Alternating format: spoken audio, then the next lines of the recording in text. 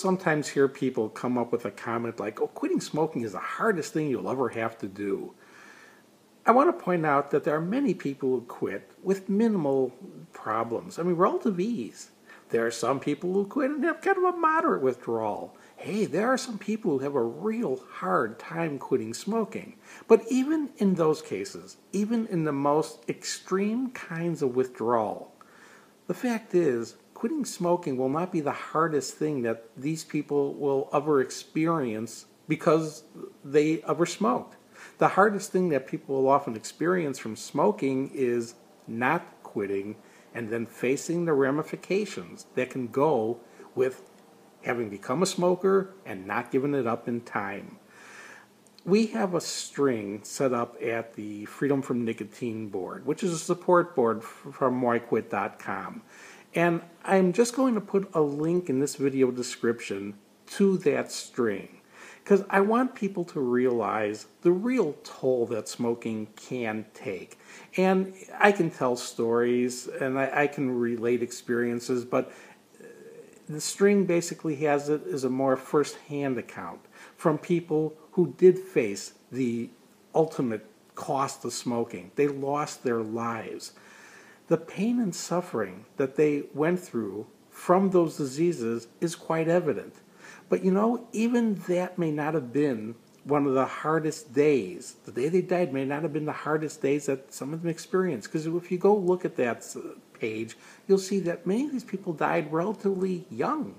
Some had children who were relatively young. And you got to imagine that these people had now, at some point when they were diagnosed with the cancer, had to face the reality of the situation that they were going to have to tell their family they had this disease and they were going to die from it. They had to witness the family witnessing them deteriorate from smoking. This wasn't a few days of withdrawal. This wasn't a few hours of suffering.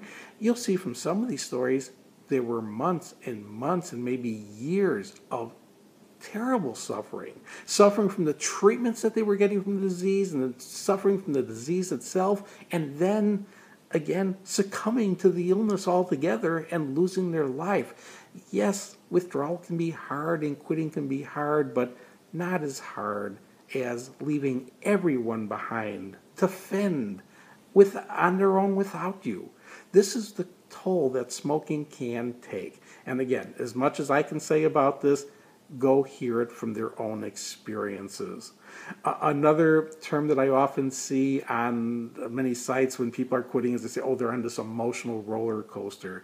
There's one entry in that particular string that I'll have linked to that tells a story of one of our Freedom members whose husband died of lung cancer.